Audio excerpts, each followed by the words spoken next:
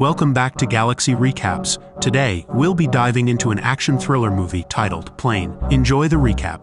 The movie begins with our protagonist, Brody Torrance, frantically navigating through the bustling airport. He's running extremely late for his flight out of Singapore. As he hurries along, dodging the crowds, his phone rings. It's his daughter who's eagerly waiting for him in Hawaii. They have New Year's Eve plans, and she's anxious he might not make it in time. Brody reassures her, promising he'll be there, hoping deep down that nothing will go wrong. Brody manages to board his plane just in the nick of time. Here, he meets his co-pilot, Deli. As they begin to familiarize themselves with each other, Deli points out some concerning weather on their route. Before they can discuss it further, the flight officer enters, announcing their destination as Tokyo, with only 14 passengers on board. Brody, worried about the approaching storm, suggests they might want to consider an alternative route. However, the flight officer insists the storm might pass and that taking another route would extend their flight time. Despite their worries, Brody and Deli reluctantly agree. A friendly face, Bonnie, a flight attendant, enters the cockpit and informs Brody that someone needs to see him outside. He meets Officer Knight, who tells him that he'll be escorting a prisoner on this flight, Louis Gaspar. Louis is on his way to face homicide charges after being caught hiding in Bali. Always thinking of his passengers, Brody asks the officer to keep the handcuffed man out of sight to prevent any panic. Officer Knight agrees and takes a seat at the back of the plane with Gaspar. Trying to put that out of his mind, Brody chats with two other flight attendants, Isabella and Maria. The team gets busy wishing all the passengers a happy new year as they board. We see a variety of passengers, including Sinclair, a constantly edgy businessman, and a couple who can't stop commenting on every little detail about the plane. Brody does his best to reassure them about the plane's condition. Then there's Katie and Bree, a social media star, who discover their seats are occupied by Officer Knight and Gaspar. They're a bit starstruck and choose different seats. Not missing a chance, they try to sneak a picture of Gaspar, but he quickly shuts that down. With everyone settled in, Brody gives a brief flight announcement over the intercom, even throwing in a lighthearted airline joke. Initially, everything is smooth. The flight crew serves snacks. Brody and Deli share family stories, and the overall vibe is relaxed. But as expected, they fly straight into the storm. Brody, ever the professionals, quickly asks everyone to keep their seatbelts on and tries to radio air traffic control. But there's just static. As they venture deeper into the storm, a massive lightning bolt hits the plane, shaking everything and turning the cabin chaotic. Brody leaves the cockpit to Deli and heads out to see a mess in the aisles, bags, drinks, you name it. He gets to work helping the attendants clean up, reassuring passengers that it's just a bit of rough weather. Sinclair, ever the complainer, gives Brody a piece of his mind, but Brody doesn't bite. Instead, he firmly tells the crew to make sure everyone stays safely buckled in. Things take a turn for the worse when the plane gets hit again. Poor Brody stumbles and whacks his head, drawing blood. But being the dedicated pilot he is, he pulls himself together and hurries back to the cockpit. It's not a great scene. They're without power, communication is a no-go, and it seems like the skies have unleashed all their fury upon them. The grim reality hits. The plane's battery won't last much longer. With not many options left, they decide to land the plane no matter where. Bonnie, taking charge, quickly fills everyone in on the situation, her voice firm. Stay buckled in. Do not leave your seats. Brody and Deli, eyes glued to the instruments, are on the hunt for a safe place to touch down. Meanwhile, the crew is doing everything in their power to keep everyone calm and secure. Suddenly, Officer Knight's phone tumbles from his hand, sliding across the floor. The crew shouts out warnings, fearing his reaction. But instead of heeding their advice, Knight reaches out to retrieve it. Isabella, seeing the danger but driven by her instinct to help, rushes towards him. Then tragedy strikes. Another jolt rocks the plane, throwing both of them, and their lives are cruelly snuffed out in an instant. Bonnie, her face white with shock, forcefully reminds everyone to stay put. After what they've just seen, no one dares to budge. Back in the cockpit, the tension is palpable. They've spotted a potential landing spot, but time is ticking away. Every second counts. The engines have mere minutes left. Brody and Deli give it their all, focusing on the task at hand. As the ground rushes towards them, Brody spots a road. With sheer determination, he maneuvers the plane, its wings brushing against treetops, cutting a path. Against all odds, Brody manages to land the plane safely. The moment the plane comes to a stop, a mix of shock and relief washes over everyone.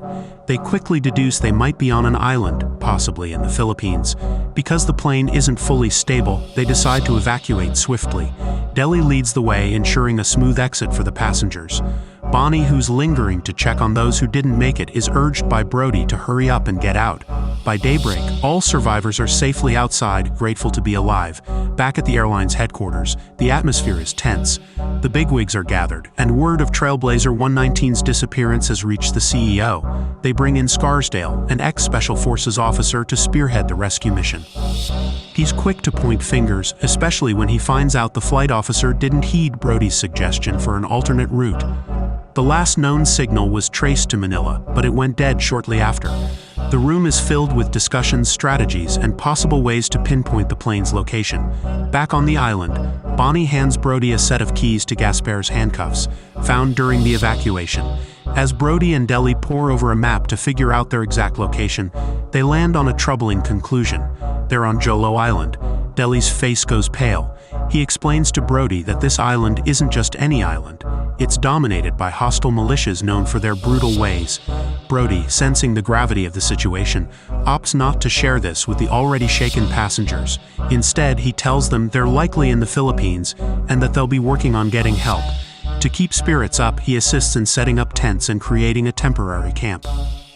Sinclair, never one to hold back his opinions, voices his disagreement about staying outside. He thinks the plane would be the best shelter, but Brody is quick to point out the risks, highlighting the lack of power and the stifling heat inside. The passengers rally behind Brody, expressing their gratitude for his quick thinking and advising Sinclair to do the same. Later, Brody and Deli make an attempt to restore power to the plane, but to no avail. Brody then shifts his focus to ensuring dignity for those who didn't survive, carefully wrapping their bodies. His attention is drawn to Gasper, though, and a peek into his bag yields a knife. Slipping into a fresh shirt, Brody starts forming a plan. Deli, always prepared, gathers water supplies. Their mission is to find help, and he wants Gasper to join him. After briefing the passengers about the situation and the potential wait for rescue, Brody unlocks Gasper's cuffs. Together, they venture into the unknown. Meanwhile, in the bustling headquarters in New York, the search continues. Despite their best efforts, they're short on leads, with only a hunch that the plane might be in the Philippines. Scarsdale pulls every string he's got. In the end, it's decided to bring in the big guns. A mercenary black ops team is summoned for the rescue mission. As Brody and Gasper journey deeper into the dense forest, Brody's suspicion is piqued. He asks Gasper if he was ex-military or something, and Gasper tells him that he was part of the French Foreign Legion. However, the plot thickens when the chief of the local militia, Janmar, is introduced. He's just gotten word from a villager about the plane's unexpected landing.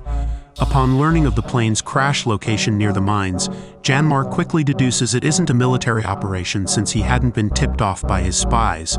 Simultaneously, after Gasper's unexpected disappearance, Torrance stumbles upon an old warehouse. Using his knowledge, he manages to rig up a temporary communication device. He dials the airline's number, but they tell him they've been getting prank calls about the plane all day and end the call. Desperate, he calls his daughter Daniela, relaying the situation and emphasizing their location on Jolo Island. But danger is never far away. Torrance is ambushed from behind. The assailant is fierce, but Torrance, drawing upon his training and adrenaline, eventually overpowers him. However, the silent struggle is soon overshadowed by the distant sound of gunfire.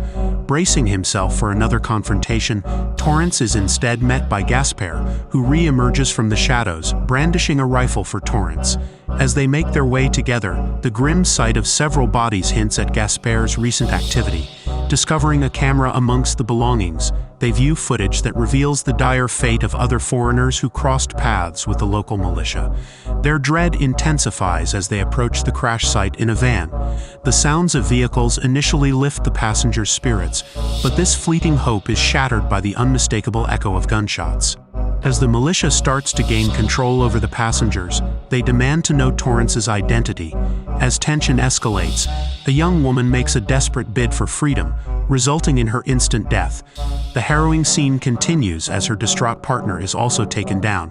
Witnessing the horror unfolding, Torrance's instinct is to intervene. But Gaspar, with a cautioning grip and a keen understanding of their tactical position, advises against revealing Torrance's identity as the plane's captain. Recognizing the heightened stakes, they both understand that a covert plan is their only chance to save the passengers from the grips of Janmar and his deadly militia. Janmar's henchmen, intent on squeezing every bit of value from the passengers, descend upon them, snatching valuables and any personal effects that can be sold.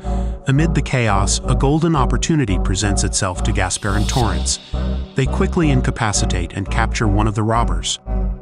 Trying to extract any vital information, the thug reluctantly reveals that the passengers are being transported to Dandelion Village, but refuses to divulge more.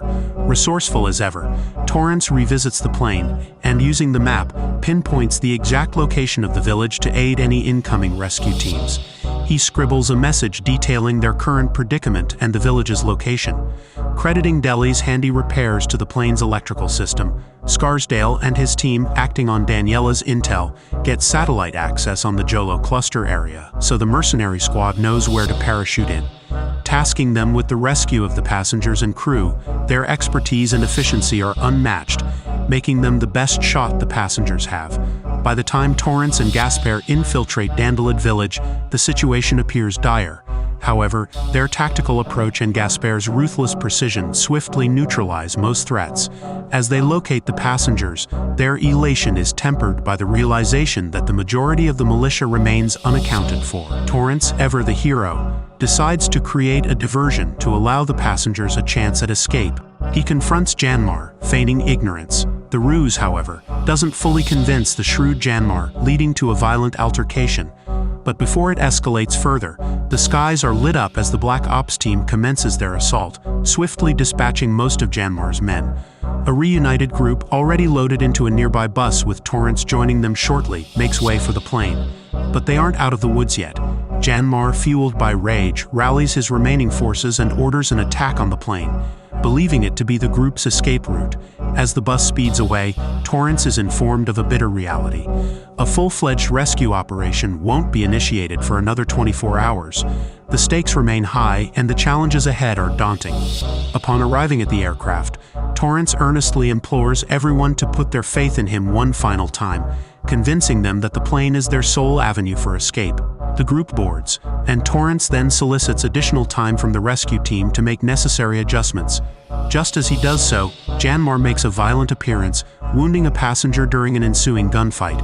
A sniper begins firing, taking out Janmar's men as well as his cars, but they fire back and hit Torrance as he is trying to board the plane. Despite a bullet wound in his leg, he dashes inside, backed by the others. At headquarters, while Hampton rejects the idea of Torrance piloting the plane, Scarsdale gives his approval. Inside the aircraft, the pilots and crew get busy with pre-flight tasks. Outside, Shellback and Gaspar are still engaged in combat. Gaspar discovers a stash of cash belonging to the mercenaries and takes it for himself, abandoning the group. As they're about to depart, Janmar's forces make a final stand. They fire at the plane as well as the mercenaries. Shellback and his men retreat to the plane, still providing cover fire. One of Janmar's henchmen aims an RPG at the plane, but Gaspar intervenes, eliminating the threat. Torrance watches as the missile misfires, momentarily feeling relief. This is short-lived as Janmar readies another shot. Thinking he could halt the takeoff, Janmar parks his car in front of the aircraft.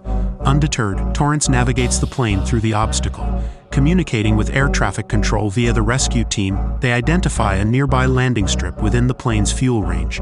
Torrance pulls off a successful landing, greeted by relieved applause from the passengers.